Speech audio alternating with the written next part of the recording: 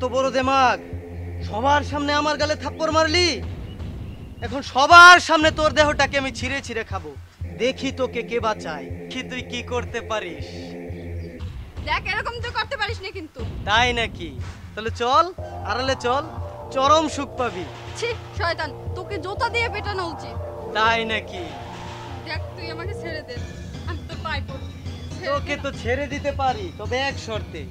তুই যদি আমাকে বিয়ে করতে রাজি হোস। জীবনেও না, আমি মরে যাব তবু তোর মতো শয়তানকে আমি বিয়ে করব না। তাহলে সেটাই কর, আমার হাত থেকে বাঁচা নিজেকে। দেখি তুই কেমন পারিস। তাহলে আরেকবার ভেবে দেখ, আমাকে বিয়ে করবি? কখনোই না।